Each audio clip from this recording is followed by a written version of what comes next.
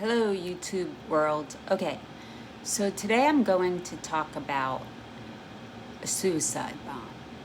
And from tragedy, things are born. So, August 9th, 2001, I worked for the Wexner Heritage Foundation to learn about the nonprofit world. That was my hope. And I went with my boss, and excuse me, and we were standing in front of a restaurant called Sabarros, and she didn't want to wait anymore for other participants, and she said, "Come on, let's go." And moments later, a suicide bomb went off. How I personally reacted was I froze. I couldn't think. Everything went in slow motion for me. It was as if time stood still. But I did have a couple thoughts. I thought, I'm not married. I don't have a child. And I've never really done anything meaningful with my life. Something definitely altered in my brain chemistry that day.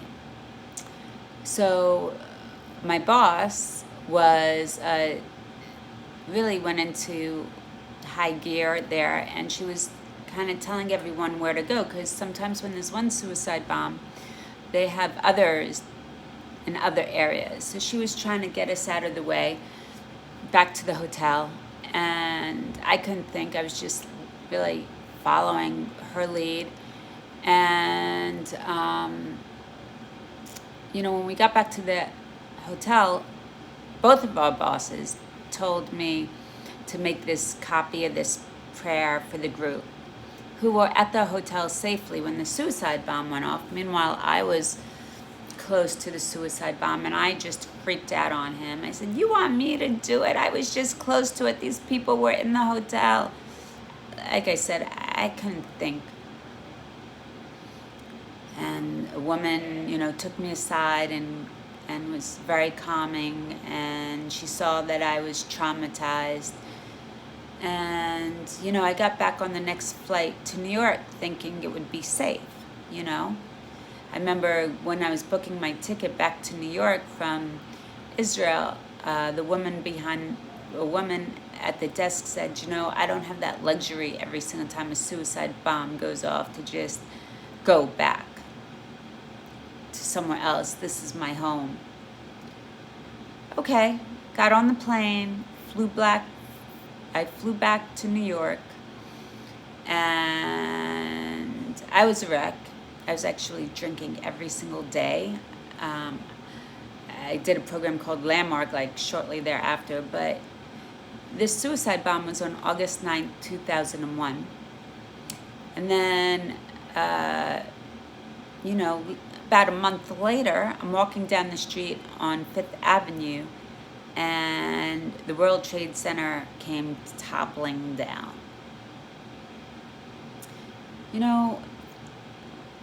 When these world life-shattering events happen, you really, really puts life into perspective, that there's a bigger picture. And that's where my nonprofit was born, Save One Person, which each week now we highlight someone who needs a living organ donor.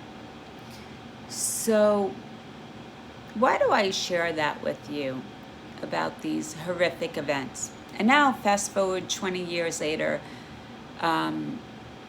we've all are living through COVID and a world pandemic, and what that means to lives, what that means to the economy, how it's just shaken people to its core. And it's a time to reflect on what's really important, the priorities in your own life, where you're headed, where you're going. And, for me, during this COVID time, I've always worked from home for the last 20 years, but I take daily walks in Central Park right now, and I absolutely love these daily walks. I love them. I feel like I'm one with nature. It's my escape. I've traveled all over the world. I really have. I did something called Tony Robbins Platinum Partner for a year, and I followed him around the world, learning I was in school. I took the year like I was in school, and it was exciting and it was fun and it was an escape from daily life. And that's how I find my walks in Central Park. And I even thought, like, you go other places thinking it's so much better than where you are. And meanwhile, during this COVID pandemic, I've really learned to appreciate what's in my backyard. I've watched Netflix for the first time in my life. My son and I have nice Friday night dinners together. We have deeper conversations now. And I just want to stop and ask you, I share this for a couple reasons, but one of them is I invite you to ask you, what's something that you've learned in a time of tragedy in your life? Where did you grow? What did you learn? What changed for the better?